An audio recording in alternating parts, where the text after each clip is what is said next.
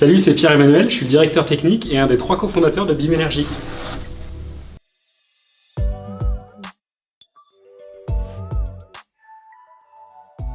Alors combien produit un kit BIM? Un kit BIM, c'est 300 watts crête. Ça produit en France annuellement entre 300 kWh et 450 kWh.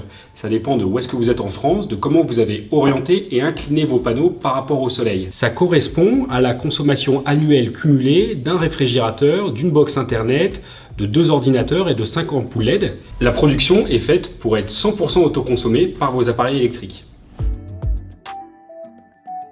Alors combien de kits vous pouvez installer dans votre maison? Ce qui est important, c'est qu'il faut être en dessous de son talon de consommation, c'est-à-dire en dessous de la somme des puissances des appareils électriques qui consomment en permanence chez vous.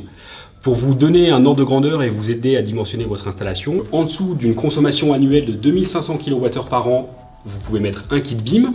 Entre 2500 kWh et 3500 kWh, vous pouvez mettre 2 kits BIM. Et au-delà de 3500 kWh, nous conseillons de mettre 3 kits BIM.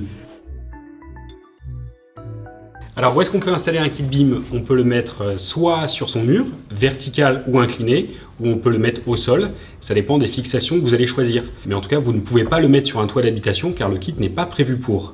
Néanmoins, vous pouvez quand même le mettre sur un toit de cabanon en bois de faible hauteur dans lequel il n'y a pas de problème d'étanchéité. Pensez bien à laisser une fine lame d'air de 5 cm entre les fixations et le toit pour bien aérer les panneaux. Alors avec quel type de compteur le kit BIM est compatible?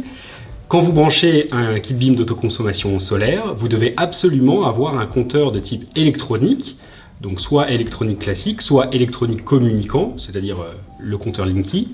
En tout cas, il est absolument interdit d'avoir un compteur mécanique, c'est-à-dire celui avec la petite roue qui tourne. Alors quels seront les appareils qui seront alimentés par votre kit?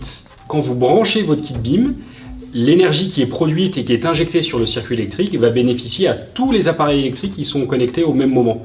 Mais préférentiellement, les électrons vont être consommés par les appareils qui sont le plus proches du kit BIM. Alors qu'est-ce qui se passe quand le courant est coupé chez vous? Et bien tout simplement, le kit BIM s'arrête automatiquement et c'est une mesure de sécurité pour vous de ne plus avoir de tension dans la prise.